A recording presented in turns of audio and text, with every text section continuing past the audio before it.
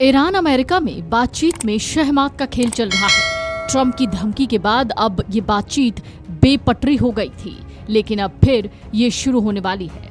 Switzerland के Geneva में America और ईरान के बीच वार्ता फिर से बहाल हो गई है। अमेरिकी अधिकारियों का कहना है कि राष्ट्रपति ट्रंप की धमकी की वजह से बेपटरी हुई बातचीत फिर से शुरू होगी।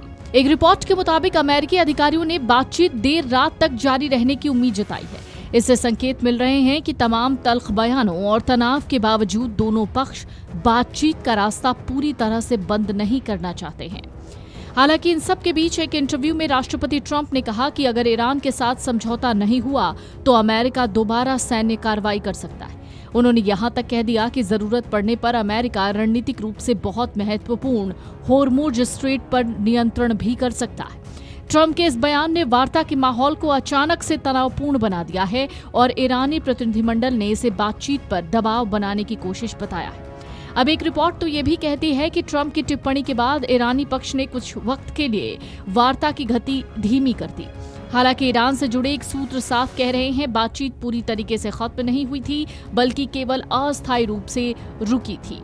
अमेरिकी अधिकारियों के मुताबिक बातचीत में केवल ईरान के परमाणु कार्यक्रम पर ही चर्चा नहीं हो रही, बल्कि होर्मुज स्ट्रेट की सुरक्षा, क्षेत्रीय स्थिरता और लेबनान की स्थिति भी प्रमुख मुद्दों में शामिल है।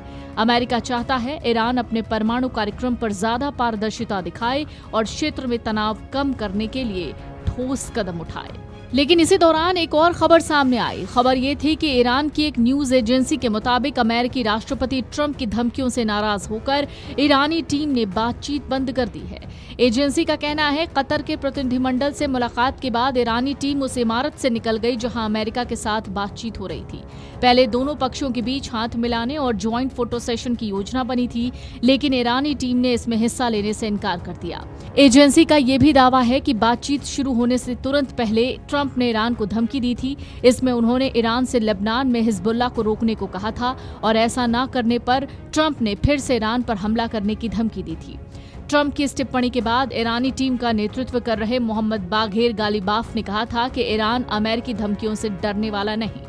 इस बीच स्विट्जरलैंड में मौजूद एक अमेरिकी अधिकारी ने ईरानी न्यूज एजेंसी के दावे को गलत बताया। उन्होंने कहा कि ईरानी डेलीगेशन अब भी बातचीत के लिए मौजूद है और उन्होंने मध्यस्थ देशों को बातचीत छोड़ने की बात नहीं कही है। इन सब के बीच जो अपडेट सामने आया है वो भी जान लीजिए। ईरान और अमेरिका दोनों देशों के प्रतिनिधियों के बीच रविवार को स्विट्जरलैंड में करीब 80 मिनट तक बातचीत हुई। दोनों देश 60 दिन के युद्ध विराम को स्थायी शांति समझौते में बदलने की कोशिश कर रहे हैं। अमेरिकी उपराष्ट्रपति जेडी वेंस ने कहा कि बातचीत में अच्छी प्रगति हुई है।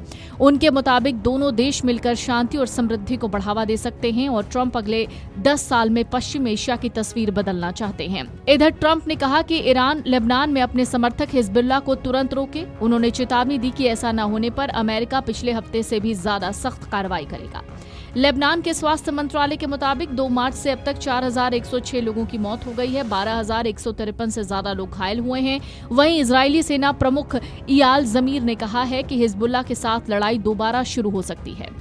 ईरानी राष्ट्रपति मसूद पेजेश्किन ने भी कहा कि अमेरिका के साथ हुए शुरुआती समझौते के तहत कतर में जमा ईरान के $6 अरब वापस मिलेंगे। उन्होंने ये भी दावा किया कि समझौते की शर्तें तेहरान के पक्ष में हैं। इन सब के बीच अमेरिकी विदेश मंत्रालय ने तो ये भी घोषणा की है कि विदेश मंत्री मार्को रूबियो 23 जून से 2 दिन के मिडिल ईस्ट दौरे पर जाएंगे। वो यूएई, कुवैत और बहरीन का दौरा करेंगे। इस दौरान वो क्षेत्रीय नेताओं के साथ कई अहम मुद्दों पर चर्चा करेंगे, जिनमें अमेरिका ईरान समझौता प्रमुख रहेगा। मार्को रूबियो होर्मुज से जहाजों की सुरक्षित आवाजाही और क्षेत्रीय समुद्री सुरक्षा पर भी बातचीत करेंगे। हाल के दिनों में इस रणनीतिक जलमार्ग को लेकर बढ़े तनाव के बीच ये मुद्दा विशेष महत्व रखता है। Video desk amarujala.com।